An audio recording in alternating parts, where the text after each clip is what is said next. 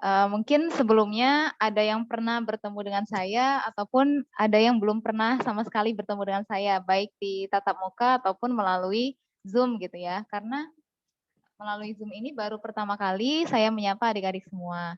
Namun sebelum itu saya mau perkenalan diri terlebih dahulu ya. Nama Mbak Ades Marcella. Mbak merupakan alumni dari UIN Jakarta. Sekarang menjadi timnya Mbak Indri untuk mengajarkan materi ekonomi akuntansi gitu. Di sini ada 4 orang ya. Ada Miftah. Miftah ini dari SMK 5 Palembang. Miftah jurusan apa Miftah? Akuntansi ya? Iya, Mbak. Oke. Kemudian ada Nisa, Hoirunisa Wulandari ya? Oh, Hoirunisa ini dari SMK kita ya, alumnika. Kemudian Indira dari SMA 5, dan selanjutnya Sarah dari SMA 8. Oke, baiklah adik-adik semua. Tadi sudah saya sampaikan bahwa saya tim kolaborasinya Mbak Indri untuk menyampaikan materi ekonomi akuntansi.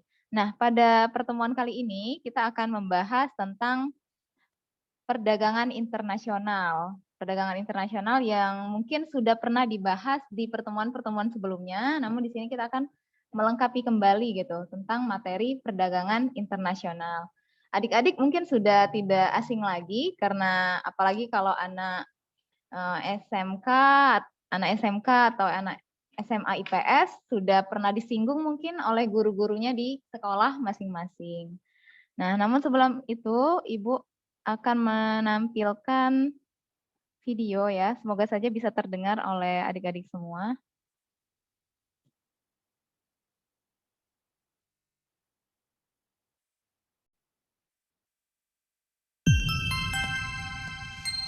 Terdengar nggak suaranya tadi? Oke. Ini videonya durasi kurang lebih 5 menit. Dia juga bicara tentang perdagangan internasional ya. Ya, udah bagus, murah, kece nih. Cikiciu. Ada Goferian. Hai Goferian, pernah nggak sih kamu bertanya-tanya kenapa smartphone merek X asal Tiongkok ini harganya cenderung lebih murah dibandingkan dengan smartphone lainnya yang sejenis? Bahkan nggak cuma smartphone, masih banyak loh produk Tiongkok lainnya yang harganya juga murah-murah. Seperti misalnya mainan, pakaian, pokoknya banyak banget deh. Oh ya, kalian udah belajar dong ya tentang perdagangan internasional? Jadi kalian masih ingat dong tentang apa aja faktor yang mendorong terjadinya perdagangan internasional? Beberapa faktor pendorongnya yaitu karena adanya perbedaan sumber daya alam, perbedaan sumber daya manusia, dan juga perbedaan biaya produksi. Faktor-faktor itulah yang akan kita kaitkan dengan alasan kenapa harga produk Tiongkok umumnya lebih murah dibandingkan produk lainnya yang sejenis. Kita mengenal Tiongkok sebagai salah satu negara yang berada di wilayah Asia Timur. Perkembangan ekonomi Tiongkok menjadikan negara ini pernah tumbuh menjadi negara dengan ekonomi terbesar kedua di dunia, serta mendominasi perdagangan dunia. Keren ya? Dibukanya era perdagangan bebas, membuat produk negeri Panda ini makin merambah ke berbagai belahan dunia, termasuk Indonesia. Kamu mungkin salah satu konsumennya, ya nggak? Buat kamu yang penasaran kenapa sih produk dari Tiongkok ini harganya bisa murah-murah? Berikut saya akan rangkum ada 4 alasannya. Alasan yang pertama adalah karena tingginya jumlah penduduk. Bagi Tiongkok, lebih banyak penduduk berarti lebih banyak tenaga kerja. Negara ini masuk dalam kategori dengan negara berpenduduk tertinggi di dunia. Penduduknya sudah lebih dari 1,3 miliar jiwa loh. Wah, ini nih yang dimanfaatkan dengan baik oleh pemerintah dengan cara mendorong hadirnya usaha kecil dan menengah atau UKM serta home industry. Bahkan hampir 90% perusahaan di Tiongkok itu UKM loh, sisanya baru perusahaan besar. Makanya nggak heran mereka bisa bikin produk yang banyak dan bervariasi. Kemudian alasan yang kedua adalah karena biaya ekspor disubsidi oleh pemerintah. Ini nih yang bikin ongkos produksi jadi lebih rendah, sehingga harga jual produk pun bisa lebih murah. Kamu bayangin deh, pengusaha yang mengekspor produk secara besar-besaran, biaya ekspornya nggak sepenuhnya ditanggung pengusaha, karena sebagian akan ditanggung oleh pemerintah. Wow, amazing! Menariknya, untuk barang jadi justru tidak dikenakan biaya ekspor loh. Otomatis bakal lebih banyak perusahaan yang tertarik untuk memproduksi barang jadi dan mengekspornya ketimbang memproduksi barang setengah jadi. Wajar banget ya pengusaha bisa tetap untung walau menjual barang dengan harga yang murah. Alasan yang ketiga, Tiongkok tidak segan menurunkan nilai yuan. Pemerintah Tiongkok nggak takut loh untuk membuat nilai mata uangnya menjadi lebih rendah dibandingkan dengan mata uang asing. Bank Sentral Tiongkok, yaitu People's Bank of China atau POBC, bisa dengan sengaja melemahkan mata uang yuan terhadap dolar Amerika Serikat. Kebijakan inilah yang disebut dengan istilah devaluasi. Kebijakan yang aneh ya kayaknya. Tapi justru kebijakan ini nih yang bikin barang ekspor Tiongkok menjadi lebih murah, sehingga bisa meningkatkan nilai ekspor mereka. Tapi kebijakan ini biasanya sih nggak permanen. Artinya, kebijakan ini bisa dilakukan hanya dalam keadaan tertentu saja. Alasan yang keempat, nggak masalah untung sedikit, asalkan laris. Mereka nggak takut loh, walau cuma dapat untung yang kecil, asalkan produknya bisa laris. Bagi mereka, seiring waktu berjalan, orang-orang akan membeli barang di tempat mereka lagi karena harganya yang murah. Ngeri ya? Walaupun murah, jangan pernah remehin kualitas barangnya loh ya. Contohnya nih, smartphone Tiongkok merek X ini dengan smartphone lainnya merek Y ini, walaupun tipenya sama, tapi dari segi harga, merek X ini bisa jauh lebih murah, bahkan kualitas dan spesifikasinya bisa lebih bagus dari merek Y. Wah, saya kan jadi jualan ya. Nah, sekarang udah jelas lah ya, kenapa barang-barang dari Tiongkok harganya bisa murah. Kira-kira ada nggak sih hal yang bisa kita tiru dari mereka? Pasti ada lah ya. Terutama nih, buat kamu-kamu yang punya rencana pengen jualan online. Bisa tuh impor produk dari Tiongkok. Atau malah kalau mau lebih kecil lagi, kamu bisa jadi importir yang menjembatani orang Indonesia dengan orang Tiongkok. Wah, bisa tajir nih. Yang jelas, kamu udah makin paham ya bahwa ternyata segala macam perbedaan itu bisa jadi faktor pendorong terciptanya perdagangan internasional. Jadi, perbedaan itu indah kan ya? Oke, segitu dulu dari saya ya. Sampai jumpa lagi. Oke, tadi sudah disampaikan oleh yang menampilkan video ya, tentang perdagangan internasional itu sendiri adik-adik semua. Jadi tadi dicontohkan di negara Tiongkok ya, di Cina, bahwasanya dia punya produk iPhone gitu, produk iPhone dengan merek X. Nah, itu harganya bisa dijual dengan murah gitu. Pertanyaannya kenapa? Nah, adik-adik sudah nonton bahwasanya ternyata di Tiongkok itu tidak dikenakan biaya bea gitu, tidak ada bea cukainya. Dan itu full ditanggung oleh pemerintah Cina dan mereka berani menurunkan nilai mata uangnya dibanding nilai mata uang negara lain. Nah, berhubung kalian sudah melihat video tadi, tentu kalian sudah adalah sedikit pengetahuan apa sih yang menyebabkan terjadinya perdagangan internasional. Ada yang mau berargumen? Kalau berdasarkan video tadi kan sudah dikasih real contohnya ya, kenapa bisa ada perdagangan internasional itu sendiri. Mungkin Nisa? Yang Nisa tangkap tadi di videonya? Ayo, nggak usah malu-malu Nisa. Atau yang lainnya juga boleh. Rafa Firza mungkin. Apa Nisa? Yang Nisa tangkap salah satu aja. Kenapa bisa terjadinya perdagangan internasional?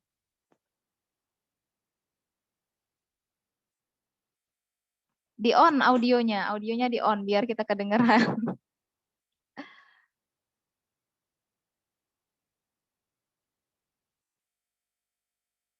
Di on dulu audionya biar kami mendengar apa yang dikatakan oleh Nisa. Oke, silakan Nisa. Waktu yang di awal video itu kan ada si kakak itu nyebutin adanya perbedaan dari sumber daya manusia, alam, dan jumlah produksi. Oke, terima kasih Nisa. Ya benar ya.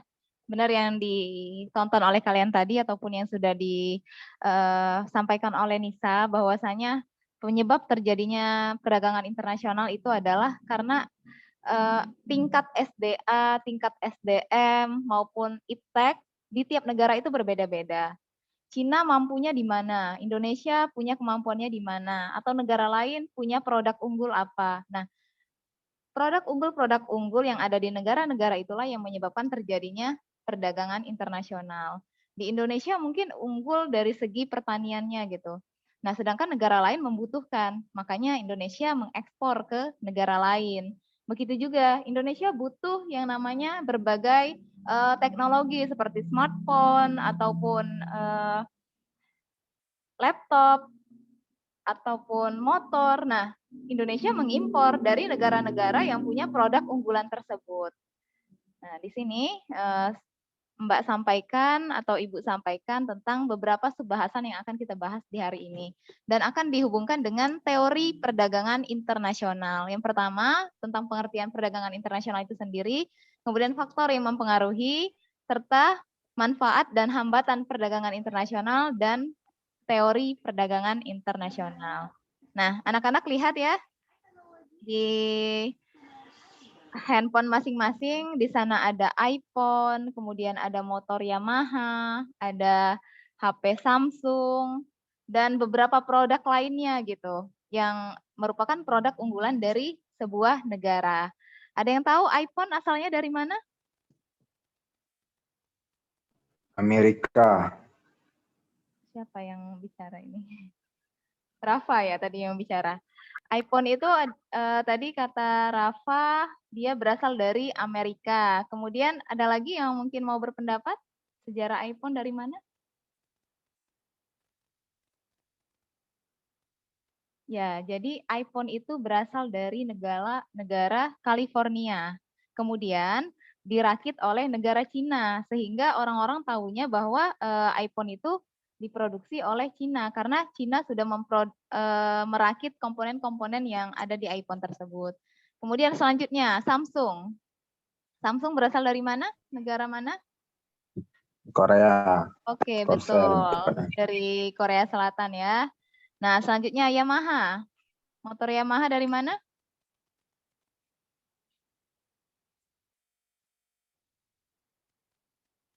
Ada yang tahu?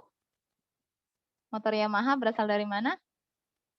Dari Jepang ya, dari Jepang. Jadi Jepang itu memang negara penghasil produk-produk otomotif kebanyakan, Yamaha, Honda, Kawasaki dan lain sebagainya.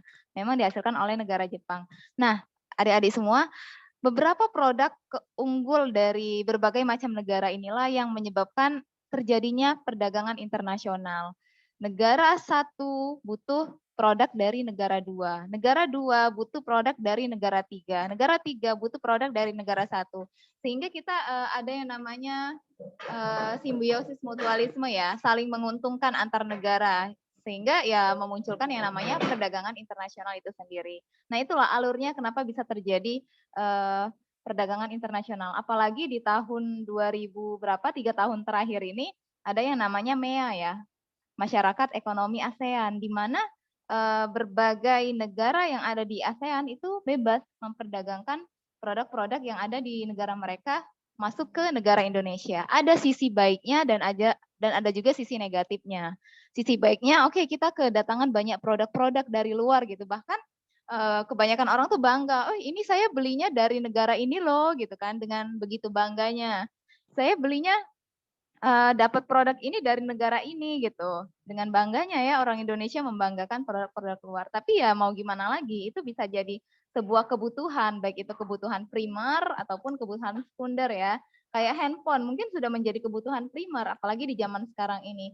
Dan itu kita memang butuh gitu. Dan yang menurut kita baik ternyata smartphone dari negara Cina misalnya seperti iPhone tadi atau dari Korsel Samsung, karena beberapa orang kalau dia sudah percaya suatu produk maka ketika di hari-hari selanjutnya dia akan membeli produk itu juga gitu. Misal nih saya udah percaya banget sama produknya Samsung, saya nggak pengen beli produk dari merek HP lain, saya pengennya tetap Samsung gitu. Mungkin rekan-rekan adik-adik semua juga pernah kepikiran seperti itu.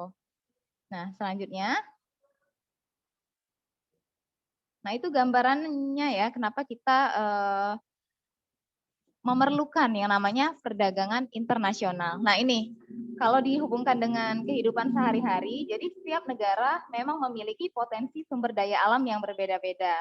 Contohnya nih, Saudi Arabia adalah negara yang sangat kaya akan minyak bumi, tetapi mereka membutuhkan sumber daya alam lain seperti karet. Siapa penghasil karet terbesar? Indonesia. Indonesia merupakan penyumbang karet terbesar di dunia, kurang lebih 21%. Nah, jadi Saudi Arabia ini sama Indonesia dia bisa bekerja sama dengan cara ekspor impor tadi ya. Kita butuh minyak bumi, Saudi Arabia butuh karet gitu. Nah, perbedaan potensi sumber daya alam ini menyebabkan terjadinya perdagangan internasional. Nah, ini kalau contoh realnya yang kita hubungkan dengan kehidupan sehari-hari ya, selain yang berhubungan dengan teknologi tadi. Nah, selanjutnya, perdagangan internasional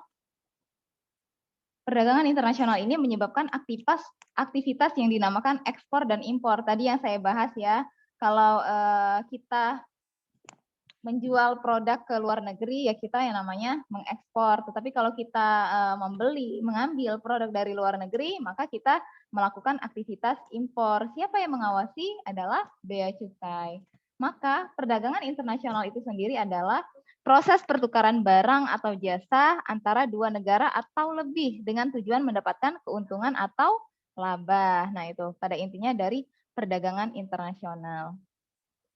Nah, tadi kan sudah dibahas ya di dalam video yang mengatakan kenapa sih bisa terjadi perdagangan internasional itu, hal-hal apa yang mempengaruhi. Ternyata cukup banyak anak-anak semua, tidak hanya bicara tentang sumber daya alam, tidak hanya bicara tentang SDM gitu, tetapi banyak hal lainnya. Ini Ibu uraikan ya dari awal. Yang pertama, perbedaan potensi SDA yang dimiliki oleh setiap negara yang dipengaruhi oleh luas daerah, letak geografis, dan iklim.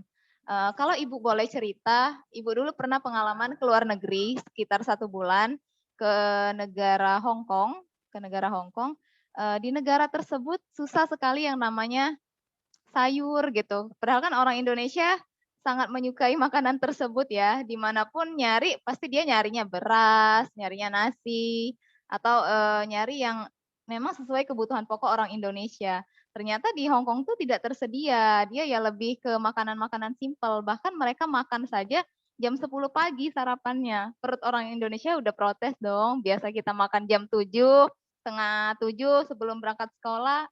Ternyata makannya harus jam 10 pagi sarapan. Karena mereka semua bangunnya pada siang hari. Karena jam kerjanya itu jam 12 malam baru pulang. Pernah waktu itu Ibu jam 1 malam diajak keluar ya sama teman yang di sana, kaget.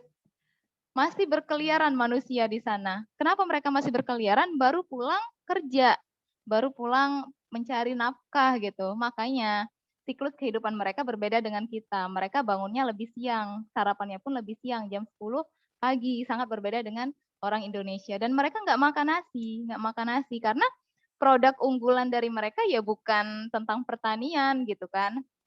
Bukan tentang pertanian. Memang ada beberapa warung-warung atau tempat makan yang menyediakan nasi khusus orang Indonesia. Cuman mereka karena mereka sudah terbiasa dengan siklus kehidupan di negaranya, mereka tidak memerlukan hal tersebut. Jadi di sana kita sebagai orang Indonesia sangat kesulitan. Lalu bagaimana caranya pemerintah Hong Kong mengatasi masalah tersebut? Karena di Hong Kong itu bukan lebih banyak TKI malahan, lebih banyak para TKW, lebih banyak orang asing yang bekerja di sana. Karena setiap rumah pasti dia punya yang namanya ART. Punya ART dan ART itu ya tentu beda siklus kehidupannya dengan mereka. Dan para ART itu juga butuh makanan. Nah, bagaimana cara pemerintah Hong Kong mengatasi hal tersebut? Ya mereka mengimpor dari negara lain, baik itu dari Indonesia ataupun dari negara-negara terdekat lainnya. Karena kalau melihat di sini kan dipengaruhi oleh luas daerah, letak geografis, dan iklim. Luas daerah Hong Kong itu sangat kecil. Kalau Ibu lihat ya, setelah keliling itu sekitar kurang lebih seperti kota Jakarta, atau anggap aja hanya seluas kota Palembang. Sedangkan Indonesia dikenal sebagai negara maritim ya, negara perairan yang dipisahkan oleh pulau-pulau. Luas banget gitu, sangat berbeda. Gedungnya juga bertingkat, jadi tidak memungkinkan adanya aktivitas pertanian di sana. Nah, itulah kenapa salah satu real contoh harus adanya perdagangan internasional untuk memenuhi berbagai kebutuhan masyarakat yang ada di dalamnya. Indonesia kekurangan orang-orang yang bisa merakit berbagai macam otomotif, maka dia mengimpor dari negara Jepang, salah satu contohnya gitu. Selanjutnya yang kedua, perbedaan tingkat kualitas SDM negara dengan kualitas SDM tinggi akan menghasilkan barang jasa dengan mutu atau kualitas lebih baik. Perbedaan tingkat kualitas SDM. Tadi sudah Ibu sangkutkan dengan kualitas negara Indonesia yang belum mempunyai kemampuan lebih untuk merakit kendaraan-kendaraan yang memang layak untuk digunakan gitu. Saat ini masih kurang. Doakan saja semoga ke depannya kualitas SDM di Indonesia menjadi lebih baik. Nah, jadi SDM yang kualitasnya tinggi maka akan menghasilkan produk atau barang yang juga lebih berkualitas gitu, yang lebih diminati oleh pasaran. Selanjutnya, perbedaan iptek. Perbedaan iptek ini ilmu pengetahuan teknologi ya, mampu memproduksi barang dan jasa lebih banyak, bermutu, efisien dibanding negara yang tidak menguasainya. Ya, itu real banget, real contoh banget ya. Kenapa negara-negara berkembang itu terkadang tertinggal oleh negara-negara maju karena kemampuan ipteknya berbeda-beda. Selanjutnya, perbedaan budaya suatu bangsa. Nih, misalnya seni ukir dan batik Indonesia merupakan daya tarik sendiri bagi negara-negara lain untuk membeli barang tersebut. Begitu juga keramik Cina menjadi daya tarik sendiri bagi negara lain. Jadi berbagai negara itu punya corak tersendiri ya. Indonesia yang terkenal dengan kebudayaannya, misal budaya batik, dan orang-orang luar itu sangat menikmati budaya Indonesia yang salah satunya batik gitu. Jadi itu sering diekspor kemana-mana. Selanjutnya, perbedaan lain yang mempengaruhi perdagangan internasional adalah perbedaan harga barang, perbedaan upah dan biaya produksi, perbedaan selera. Nih, perbedaan harga barang. Tadi kita sudah melihat di video bahwasanya barang-barang dari Cina itu sangat murah gitu. Dan ternyata kenapa bisa murah? Karena biaya ekspornya disubsidi oleh pemerintah. Dan Cina berani menurunkan nilai mata uang yuan gitu untuk mengatasi murahnya produk yang diekspor keluar. Itu salah satu contohnya. Di Cina itu pernah ketemu juga ketika Ibu berada di luar negeri, ketemu dengan orang Indonesia sih, satu pesawat. Dan kebetulan bertanya, ngapain Mbak ke ini, kemana, ke Cina? Tujuannya ke kota mana? Dia bilang ya sekalian jalan-jalan, terus mau mampir ke Shanghai katanya kan. Nah, Shanghai itu ternyata memang merupakan salah satu kota di Cina yang dia tempat perdagangan gitu, tempat perdagangan yang menjual atau menghasilkan produk-produk yang lebih murah, sehingga orang-orang Indonesia banyak mengambil produk dari Shanghai itu. Nanti anak-anak boleh searching lah di internet kota-kota mana yang di Shanghai yang memang dia menghasilkan atau menjual produk-produk murah. Anak-anak cari aja di e-commerce ya, di e-commerce, di Shopee, Tokopedia. Banyak sekali produk-produk dari Cina yang harganya sangat murah. Apalagi di pada saat sale ya, 33, 22, 44. Nah, itu pasti ketemu. Kalau bagi yang suka buka e-commerce atau sering belanja di sana. Nah, selanjutnya manfaat. Manfaat perdagangan internasional. Yang pertama, mempererat hubungan antar negara, baik secara bilateral maupun multilateral. Tentu ya, tentu akan mempererat hubungan antar negara. Contohnya saja baik dalam bidang politik, bidang pertahanan, bidang ekonomi, dan lain sebagainya. Karena kalau munculnya kerjasama, ya akan menambah relasi negara. Kita saja kalau semakin banyak kita bekerja sama dengan orang lain, ya link kita akan semakin banyak, relasi-relasi kita akan semakin banyak, dan itu suatu saat akan saling menguntungkan bagi diri kita sendiri. Begitu juga dengan negara, ya. Negara untuk menjaga hubungan baik dengan negara lain. ASEAN aja nih, kalau Indonesia aja kalau tidak tergabung di PBB, ya bisa jadi akan dimusuhi gitu kan. Nah, makanya kita butuh hubungan dengan negara lain. Selanjutnya, manfaatnya setiap negara dapat memenuhi kebutuhan barang dan jasa. Tadi ya yang Ibu bilang bahwasanya Indonesia kurangnya apa, Jepang kurangnya apa, dia ekspor impor dari negara lain. Ya untuk apa? Memenuhi kebutuhan barang dan jasa mereka. Selanjutnya, pendapatan negara meningkat melalui perolehan devisa hasil ekspor, tentu ya itu. Kemudian dapat memperluas lapangan kerja, betul, apalagi kalau semakin banyak produk yang masuk ke Indonesia dan itu bisa membuka lapangan kerja. Tadi ada contohnya tuh, online shop.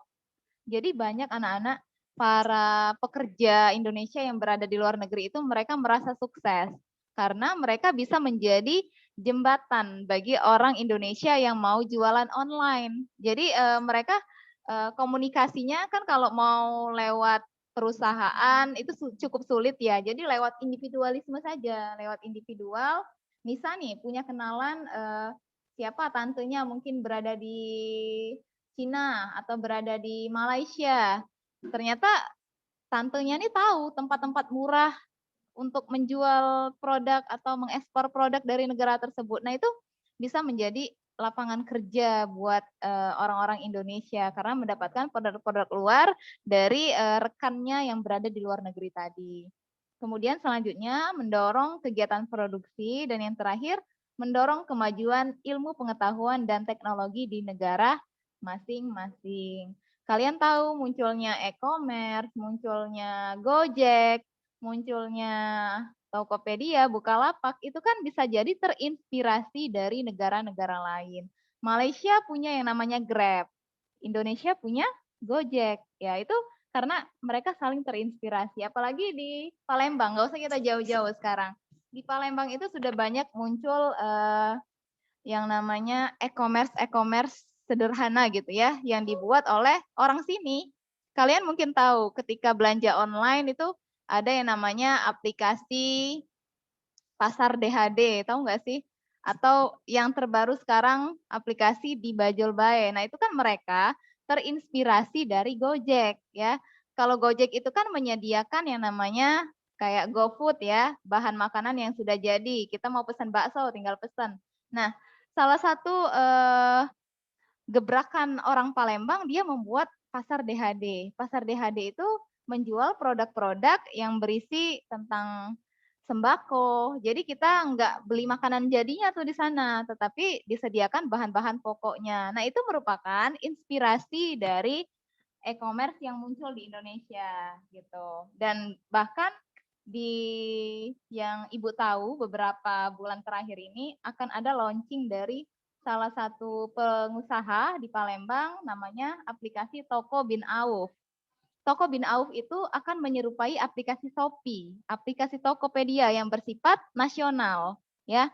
Kalau biasanya nih yang anak-anak tahu bahwasanya Shopee itu dibuat oleh orang-orang Jawa ya, oleh orang-orang Jakarta mungkin kita kurang tahu juga, tapi kita tahunya asalnya yang pertama dari Jawa. Nah, ternyata ada salah satu pengusaha di Palembang yang dia juga terinspirasi untuk membuka e-commerce tersebut gitu. Nah, itu merupakan salah satu manfaat dari perdagangan internasional juga. Bisa jadi kita terinspirasi dari negara lain atau terinspirasi dari negara kita sendiri. Mendorong kemajuan ilmu pengetahuan dan teknologi di negara masing-masing.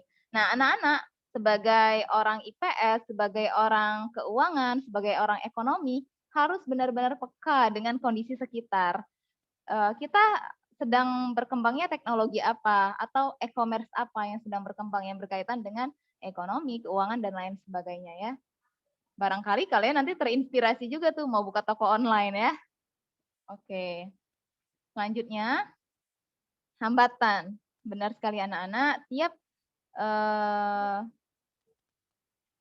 hambatan ya, setiap apa yang kita lakukan pasti akan ada yang namanya impact negatif maupun positif di dalamnya ya. Contohnya nih, yang pertama, harga barang luar negeri lebih murah dibanding produksi dalam negeri. Mengapa? Karena menganut politik dumping, yaitu kebijakan menjual barang di luar negeri lebih murah daripada di dalam negeri. tujuannya untuk meningkatkan devisa negara. Contohnya di negara Cina bisa juga dicontohkan, dia menganut politik dumping. Politik dumping itu adalah suatu kebijakan di mana dia lebih murah menjual keluar daripada di dalam negaranya sendiri. Karena apa? Karena biaya ekspornya lebih murah, kemudian bahkan disubsidi oleh pemerintah sana, tetapi di dalam negerinya malah dia jualnya mahal gitu. Itu salah satu di kota yang berada di negara Cina juga ada yang seperti itu. Itu yang namanya disebut dengan politik dumping. Jadi dia tujuannya apa ya? Tujuannya untuk meningkatkan devisa negara atau meningkatkan GDP, gross domestic profit-nya ya. Selanjutnya bea masuk tinggi, kemudian adanya proteksi. Proteksi yaitu kebijakan untuk melindungi produk dalam negeri. Jadi memang ada beberapa negara yang dia tidak menerima ekspor produk tertentu atau impor dari produk tertentu gitu dari negara lain. Tujuannya apa? Untuk mempertahankan produk dari negara kita sendiri. Kalau kita selalu ekspor dari negara lain, impor dari negara lain gitu, lalu siapa yang akan menggunakan produk kita kan? Siapa yang akan makainya? Kalau orang Indonesia sudah terlalu nikmat nih menggunakan produk dari negara lain, ya gimana gitu kan? Makanya orang Indonesia itu sistemnya tuh apa ya, ngikut gitu. Sistemnya ngikut, jadi orang luar bikin apa, kita pengen bikin juga. Contohnya tadi yang Ibu sebutkan, Malaysia bikin Grab, ya, bikin Grab. Indonesia bikin apa? Gojek. Untuk apa? Untuk memproteksi tujuannya. Selain atas nama terinspirasi, tujuannya juga untuk memproteksi, memberdayakan masyarakat yang ada di Indonesia atau SDM yang ada di Indonesia. Atau dengan bahasa manisnya mencintai produk dalam negeri. Nah, itu salah satu bentuk proteksinya. Selain karena mereka terinspirasi, itu juga karena merupakan salah satu efek dari proteksi ya, mencintai produk dalam negeri. Jadi mereka melindungi tuh produk dalam negeri agar orang Indonesia ini tidak hanya mengkonsumsi barang-barang impor saja dari negara lain. Tapi sayangnya Indonesia begitu bangga gitu ketika bilang, oh ini saya dapat barang ini dari Paris gitu. Memang sih saya juga bangga kalau kayak gitu kan. Cuman ya Indonesia harus tetap punya jiwa nasionalisme lah ya. Jiwa nasionalisme, mempertahankan tanah airnya, mencintai tanah airnya dengan salah satunya mencintai produk dalam negeri. Kemudian kuota. Hambatan selanjutnya adalah kuota, merupakan kebijakan untuk membatasi jumlah ekspor dan impor barang dari suatu negara. Nah, kalau tadi diproteksi benar-benar kebijakan untuk melindungi, nah ini kuota ini lebih apa namanya? Lebih disederhanakan. Mereka boleh masuk, produk boleh masuk dari luar negeri dengan syarat dengan batasan-batasan tertentu. Artinya jangan terlalu banyak gitu. Selanjutnya, hambatan selanjutnya adalah pertentangan politik dan peperangan. Nah, ini jelas ya. Tadi kan tujuan perdagangan internasional adalah mempererat hubungan kerjasama. Kalau dari salah satu negaranya terjadi peperangan atau adanya pertentangan politik dengan negara lain, tentu negara lain tidak mau dong, tidak mau bekerja sama dengan negara kita gitu. Tidak mau bekerja sama dengan negara kita karena memang ada masalah. Intinya begini. Contohnya nih, Palestina. Palestina itu kan tiap saat, tiap detik selalu ada yang namanya peperangan di dalamnya yang disebabkan oleh bangsa Israel. Banyak negara yang menutup diri dari mereka gitu. Kalau negara Islam mungkin seperti Indonesia sangat care gitu ya, nyampe buka donasi dan lain sebagainya. Dan ada juga beberapa negara yang mereka menjauh dari negara Palestina. Ya buat apa gitu? Mereka aja hidupnya nggak damai. Gimana kita mau mengekspor produk ke sana gitu kan? Mikirnya ya tingkat konsumsi masyarakat di sana pasti rendah karena mereka mikirin hidupnya aja penuh dengan pertentangan di dalamnya seperti itu. Begitu juga dengan pertentangan politik. Nah, kalau kita kaitkan anak-anak semua dengan teori keuntungan komparatif namanya. Salah satu teori perdagangan internasional oleh David Ricardo. Di sini anak-anak bisa lihat ya. Mungkin kalian sudah pernah belajar tentang biaya peluang atau opportunity cost ya. Di sini David Ricardo mencontohkan misalkan ada dua negara yang kemampuan produksinya sebagai berikut. Misal nih, Indonesia mampu memproduksi 25 baju dan 20 TV. Sedangkan Cina mampu memproduksi 40 baju dan 80 TV. Dalam teori ini harus dicari biaya kesempatan opportunity cost-nya yang paling rendah ya. Jadi dibuat perbandingan di sana. Dibuat perbandingan. Indonesia bisa menghasilkan 25 baju sama dengan 20 TV. Artinya biaya kesempatan satu baju sama dengan 0,8 TV. Anak-anak bisa mencarinya di sini, dapat dari mana angkanya? 0,8 perbandingan ya. Rumus matematikanya silakan dimainkan. Dapat dari mana Nisa? Atau siapa nih? Sarah? Atau yang lainnya boleh? Kira-kira angka perbandingan tersebut dapat dari mana?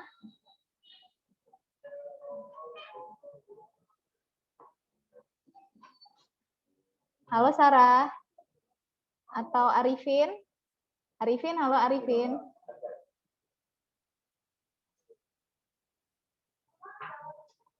Ada yang mau kasih pendapat, dapat angka 0,8-nya dari mana? Kemudian Cina nih, 40 baju sama dengan 80 TV. Biaya kesempatannya satu baju, 2 TV. Sebenarnya itu sangat mudah sih. Ya, logikanya perbandingan aja. Miftah mau bicara? Silakan. 20 bagi 25, 80 bagi Di on audionya. 20 bagi 25, 80 bagi 40. Oke, baik. Terima kasih Miftah. Nah, di sanalah kita mencari biaya peluangnya. Jadi, benar ya dikatakan Miftah bisa dapat perbandingan tersebut, satu baju sama dengan 0,8 TV sama dengan 20 dibagi 25. Jadi kita lihat biaya peluangnya di sana. Kemudian kesimpulannya, Indonesia produksi baju karena memiliki biaya kesempatan lebih kecil dibanding Cina, 0,8 dibanding 2 TV. Jadi kesimpulannya apa? Ternyata Indonesia nih unggulnya adalah memproduksi apa? Baju ya. Ya. Indonesia unggulnya memproduksi baju. Kemudian Cina unggulnya memproduksi TV. Nah, ini contoh sederhananya ya anak-anak. Kalau realnya tentu lebih besar lagi nih tingkat produksi baju Indonesia berapa ataupun tingkat produksi TV Cina berapa. Nah, di sini Ibu hanya ingin menghubungkan antara teori yang dibuat oleh para pendahulu kita di zaman dahulu kala itu dengan realita di zaman sekarang. Tadi kan di awal Ibu udah bilang bahwasanya terjadinya perdagangan internasional itu salah satunya karena berbagai negara itu punya yang namanya produk unggul tertentu gitu. Nah, contohnya saja Indonesia, kita kaitkan dengan teori ini, Indonesia unggul di bidang baju, ini contohnya saja ya anak-anak. Sedangkan Cina unggul di bidang membuat TV, menghasilkan produk TV. Oke, Rafa, raise hand, ada yang mau ditanyakan? Ada Mbak, Apa Rafa? yang apa namanya masalah e-commerce Mbak. Gimana? Yang apa yang kan dari Cino ke Indonesia kan itu eman Shopee ke Songkir Mbak ya. Terus? Nah, sedangkan yang misalnya dari Jakarta ke Papua itu ongkirnya ya masih akal gitu Mbak. Nah itu cak mana Mbak sistemnya? Dari luar negeri dia bisa lolos, bisa murah, yang apa dari bea cukai itu dia bisa lolos, sedangkan yang lokal ongkirnya bisa sampai jauh nian itu nah. Perbedaannya jauh nian. Iya, benar sekali. Tadi mungkin anak-anak yang sudah nonton video atau yang pernah Ibu jelaskan sebelumnya tahu ya alasannya kenapa di Cina produknya lebih murah dan ongkirnya juga lebih murah. Karena apa? Karena Cina itu mendapatkan subsidi biaya ekspor dari pemerintah, Rafa. Tadi berdasarkan berita yang kita baca, kemudian beberapa orang mengeluarkan sumbernya, kenapa produk dari Cina itu murah-murah, karena Cina mendapatkan subsidi biaya ekspor dari pemerintah. Tadi Rafa lihat nggak video yang telat bergabung ya tadi Rafa ya? Iya Mbak. Nah setelah itu dampak terhadap kita cak mana Mbak itu Mbak? Dampaknya. Dampak gimana Itu kan yang masalah ongkir tadi. Nah itu kan seakan-akan tidak membantu apa namanya bisnis yang di lokal gitu Mbak. Apa namanya? Cak mana ngomongnya? Tidak membantu para penjual yang di Indonesia itu Mbak. Ya wong mending sudahlah pegawai beli di Indonesia, cuma beli di Cina weh ongkirnya lebih murah kan. Memang dipikir. Oke. Itu dampaknya dalam perekonomian kita itu cak mana Mbak? Oke, baik. Terima kasih Rafa atas pertanyaannya. Tadi juga ada tuh tersirat di videonya bahwasanya murahnya ongkir dari Cina karena mereka mendapatkan subsidi dari pemerintah gitu. Dan itu menguntungkan orang Indonesia untuk menjual kembali produk tersebut. Sebenarnya produk yang dihasilkan oleh Cina, yang dihasilkan oleh Indonesia, itu kurang lebih sama, cuman beda tempatnya aja. Kualitas produk Indonesia dengan produk Cina itu tidak jauh berbeda. Hanya saja harganya lebih murah. Nah, itu menolong para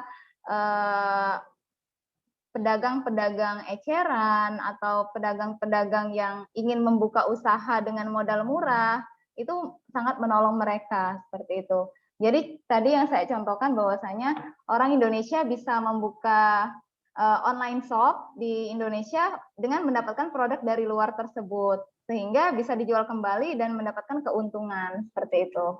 Nah, kalau bicara tentang dampak terhadap produk Indonesia, tadi sudah beberapa saya sebutkan hambatan dari perdagangan internasional itu adalah adanya pembatasan kuota, kemudian adanya proteksi dari negara-negara yang bersangkutan, bahwasanya tidak cukup banyak produk-produk bisa masuk gitu ke negara kita karena memang dibatasi dengan kuota-kuota tertentu. Tujuannya apa? Untuk melindungi produk di dalam negeri.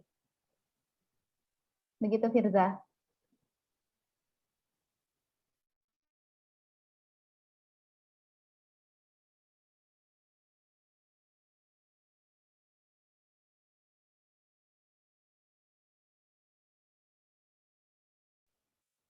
Ada yang mau ditanyakan lagi anak-anak semua terkait perdagangan dalam negeri? Di sini Ibu membahas teorinya hanya sedikit ya. Bukan memang Suaramu terputus. Halo?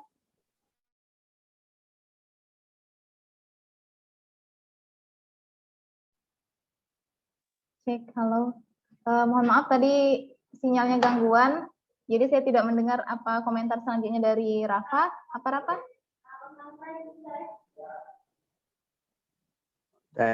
Halo Mbak. Iya ya, halo. Nah, maksudnya itu maksud aku tuh misal Mbak Nah di Indonesia sudah ada Mbak ini yang ngejualnya memang dari brand Dionian itu Mbak. Memang Dionian yang buat. Nah, sedangkan di Cina ini ada harganya. Nah, ada barangnya lebih murah dari yang yang di Indonesia. Cek, halo. Nanti suaranya. Halo, cek. Dengar suara saya? Dengar. Oke, baik. Tadi pertanyaan Firza, gimana dampaknya terhadap perekonomian di Indonesia ya? Karena banyak orang-orang memakai produk luar gitu. Memang Iya. Betul ya, gitu pertanyaan kamu tadi? Iya, ini Mbak, aku masalah ongkir Mbak, bukan masalah barangnya Mbak, itu nah. Oh, masalah ongkir. Itu kan yang di Cina itu ini mudah nian masuk bea cukai itu Mbak, cak mudah nian. Nah, sedangkan barang itu ada di Indonesia yang produksi Indonesia tapi belinya di Cina Mbak, itu nah. Ongkirnya yang cak Shopee Mbak, contoh yang cak Shopee itu nah. Iya, betul-betul. Ikan ongkir kecil kan ini dia pakai gas ongkir ya. Sedangkan ke lokal ongkirnya jamin zalik mahal, lebih mahal lah ongkir dari barang. Oke. Iya benar Bukan sih. apa bukan barang itu bukan barang impor itu nah. Memang kita nih produksinya itu nah. Bukan impor dari Cina. Memang kita Iya. nih yang produksinya. Memang dari karya anak bangsa itu nah. Oke, Nah, itu oke. cak mana lah Mbak dampaknya Ya, oke. terhadap UMKM lokal? Oke, baik. Terima kasih pertanyaannya dari Rafa. Tadi Mbak sebutkan memang di Cina itu dia mendapatkan subsidi biaya ekspor dari pemerintah sehingga mereka bisa memberikan ongkir gratis gitu ya. Namun beberapa produk di Indonesia itu mendapatkan ongkir yang lebih dari batas wajar gitu karena kondisi atau jarak yang jauh ya dari negara-negara dari provinsi-provinsi lainnya seperti itu. Nah, itu memang berdampak sih. Cuman kan beberapa e-commerce gitu, beberapa e-commerce mereka sudah memberikan kebijakan-kebijakan gratis ongkir. Kalau di Shopee itu Mbak lihat di setiap hari itu pasti ada gratis ongkir berapa persen gitu untuk pengiriman di luar Jawa. Kalau yang pada saat sale itu biasanya ke Palembang aja bisa nyampe 50.000 gratis ongkirnya, tetapi kalau hari biasa dipotong 20.000. Nah, itu merupakan salah satu cara e-commerce untuk menanggulangi dampaknya ongkir yang mahal dan dampak agar produk-produk di Indonesia antar kota bisa didapat dengan mudah oleh orang-orang yang membutuhkan. Nah, itu merupakan salah satu solusi sih, tawaran solusi dari e-commerce untuk memudahkan masyarakat antar kota yang berjauhan di luar Pulau Jawa untuk mendapatkan gratis ongkir meskipun setiap hari tidak sama dengan hari-hari pada saat sale seperti itu. Itu dampaknya. Dan merupakan salah satu solusi dari yang ditawarkan oleh beberapa e-commerce. Tidak hanya Shopee sih, tapi dari berbagai e-commerce lain ya yang anak-anak ketahui, baik itu Lazada, Tokopedia, mereka juga memberikan beberapa yang namanya gratis ongkir pada saat sale maupun hari-hari biasa, meskipun jumlahnya atau nominalnya tidak sama besar seperti itu. Itu kamu bicara tentang bagaimana dampak terhadap produk di dalam negeri yang memiliki ongkir yang cukup mahal dibandingkan produk dari Cina, sehingga orang Indonesia berpikiran lebih baik saya mengambil dari Cina. Nah, solusi yang ditawarkan adalah seperti itu, yang realita oleh e-commerce yang sudah ada di Indonesia saat ini. Kalau kamu lihat di setiap hari itu pasti ada. Kalau contohnya saja di Shopee pasti ada gratis ongkir untuk pengiriman di luar Jawa atau gratis ongkir bagi yang menggunakan Shopee Pay. Nah, di sana ada. Begitu Rafa. Untuk menanggulangi supaya produk-produk tersebut Ya, Mbak, tetap makasih. terjual. Ya, sama-sama. Ada lagi anak-anak pertanyaannya? Saya lebih nyaman manggil kalian anak-anak sih. Ada lagi pertanyaan selanjutnya? Mbak, Miftah, ya? kenapa Indonesia tidak nyerap ke politik dumping, Mbak? Kenapa Indonesia tidak menerapkan politik dumping? Tadi politik dumping apa pengertiannya? Kebijakan? Menjual lebih mahal ke luar negeri, dalam negeri. Ya, tergantung politik dumping itu kan tujuannya adalah supaya produk-produk tadi Cina ya, salah satu negara yang menerapkan politik dumping dikarenakan mereka meskipun katanya mendapatkan untung yang kecil, tetapi produk tersebut lebih cepat terjualnya sehingga tingkat ROI atau return of investment-nya lebih cepat baliknya gitu. Itu salah satu alasan dari Cina kenapa mereka menerapkan politik dumping. Dan Indonesia tentu tergantung dengan kebijakan dari Menteri Keuangan kita dan menyesuaikan dengan keadaan keuangan di Indonesia. Indonesia kan kalau anak-anak ketahui tingkat hutang kepada negara lain itu seberapa besar, lalu bagaimana caranya dia bisa menjual produk yang lebih murah kepada negara lain, sehingga untuk negaranya sendiri dia belum memiliki cukup banyak modal gitu untuk menghidupi negaranya sendiri. Seperti itu, Miftah. Jadi tetap tergantung dengan kebijakan pemerintah pada saat pemerintahan Indonesia berjalan ya. Begitu, Miftah. Jadi tidak mungkin kita nerap ke politik dumping, Mbak, karena hutang negara ini. Ya, salah satunya karena alasan tersebut ya, Indonesia belum bisa menerapkan karena tetap melihat keadaan keuangan negara.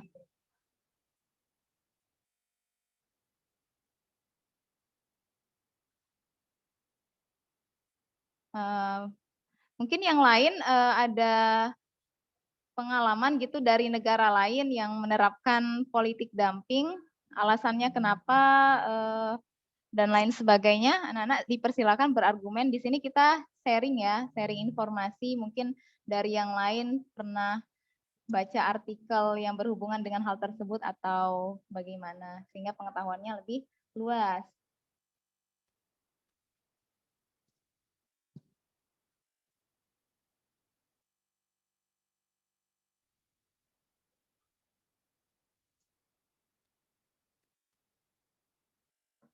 Nah, apa namanya? Politik dumping ini sebenarnya hanya untuk negara-negara yang punya posisi keuangan yang kuat sih anak-anak semua. Hanya untuk negara-negara yang punya posisi keuangan yang kuat. Karena bagaimana politik dumping bisa merusak pasaran gitu, merusak pasaran produk ya. Politik dumping ini bisa merusak pasaran produk. Kita menjual murah kepada negara lain, sedangkan kepada negara rakyat di dalam negeri malah harga yang mahal. Tentu Indonesia bakal diprotes oleh negaranya sendiri, gitu. Oleh rakyatnya sendiri. Kenapa dia lebih baik ke orang lain ketimbang negara sendiri. Dan alasannya juga Indonesia tidak memberikan subsidi ke negara lain untuk biaya ekspornya gitu. Kalau di Cina kan mereka menerapkan politik dumping karena pemerintahnya memberikan subsidi kan, memberikan subsidi kepada para pedagang ataupun individualisme yang ingin mengekspor produknya sehingga ongkirnya murah gitu dan produk yang dijual pun bisa lebih murah. Sedangkan di Indonesia tidak ada kebijakan seperti itu. Jadi kalau pemerintah tidak punya kebijakan seperti itu ya orang Indonesia tentu ya akan berpikiran ulang gitu menjual produk ke luar negeri dengan harga yang lebih murah. Oke, cukup anak-anak semua. Ini udah banyak yang live duluan ya. Ada yang mau ditanyakan lagi sebelum kita tutup pertemuan sore hari ini? Cukup ya. Kalau cukup, sebentar.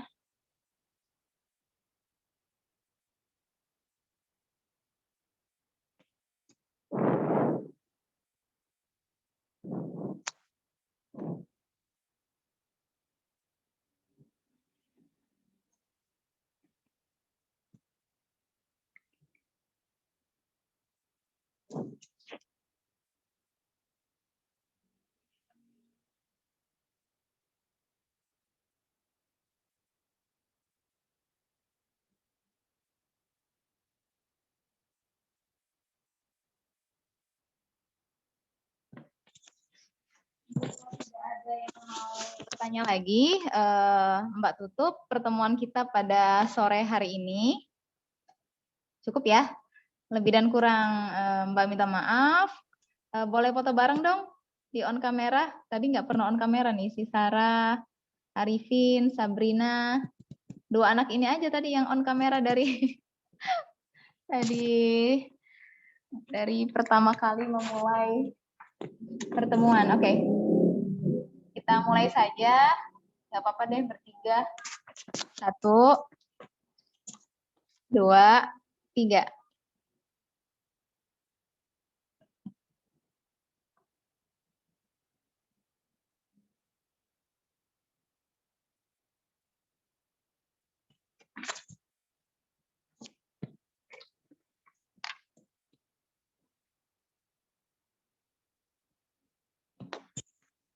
Baik, cukup anak-anak semua ya. Semoga ilmu hari ini bermanfaat dan bisa membantu anak-anak semua untuk mengikuti pelajaran-pelajaran selanjutnya tentang ekonomi dan akuntansi. Dan sampai berjumpa di pertemuan minggu depan bersama Bu Indri atau bersama saya. Lebih dan kurang saya mohon maaf. Saya akhiri. Wassalamualaikum warahmatullahi wabarakatuh. Waalaikumsalam. Waalaikumsalam warahmatullahi wabarakatuh. Oke. Mbak. Ya, sama-sama.